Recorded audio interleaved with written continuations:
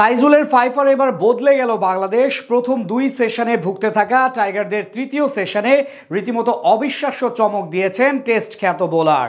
একা হাতেই ধসিয়ে দিয়েছেন জিম্বাবুয়ের অর্ধেক ব্যাটিং লাইন আপ।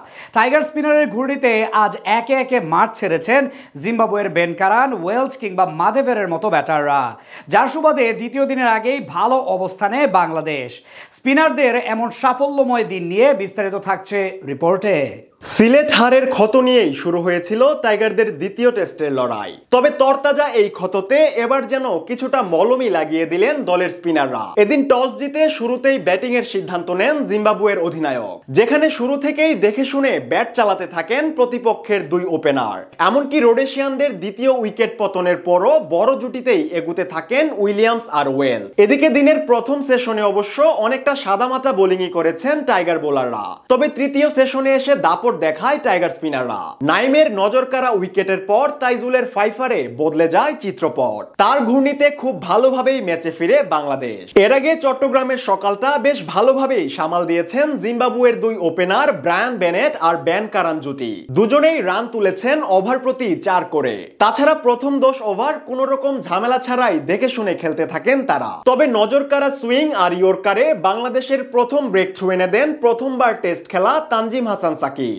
তার অফসাইডের বাইরে করা বল খেলতে গিয়ে জাকিরের হাতে ক্যাচ দিয়ে ফেরেন ওপেনার বেনেট। ফলে 41 রানে ভাঙে রোডেশিয়ানদের ওপেনিং জুটি। এরপর দলীয় 72 রানের মাথায় জিম্বাবুয়ের ব্যাটিং লাইনে আবারও আঘাত হানেন বাংলাদেশি বোলাররা। এবার বেন কারানকে নিজের শিকারে পরিণত করেন তাইজুল ইসলাম, যার সুবাদে 50 বলে 21 রান করেই বিদায় নেন জিম্বাবুয়ের আরেক ওপেনার। এদিকে 72 রানে দলের 2 উইকেটের পতনের পর আবারও দারুণ এক জুটি গড়েন শন উইলিয়ামস আর ওয়েলস। দুজনে মিলে দ্বিতীয় সেশনটা খুব ভালোভাবেই পাড়ি দিচ্ছিলেন।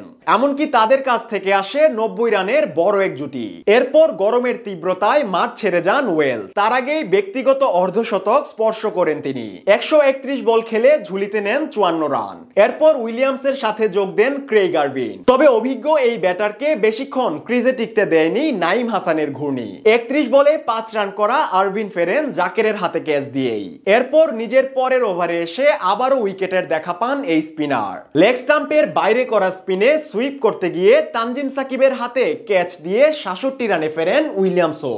অন্যদিকে শেষ বিকেলে কাজের কাজে দলের পুরো চিত্রই বদলে দেন টেস্ট বোলার খ্যাত তাইজুল ইসলাম। তার ঘূর্ণিতে বিপর্যয় নেমে আসে জিম্বাবুয়ের ব্যাটিং লাইনে। বেন কারানের পর মাদেভেরেকে মাত্র 15 রানেই বিদায় করেন তিনি। ফলে 200 রানেই 5 উইকেট হারায় রোডেশিয়ানরা।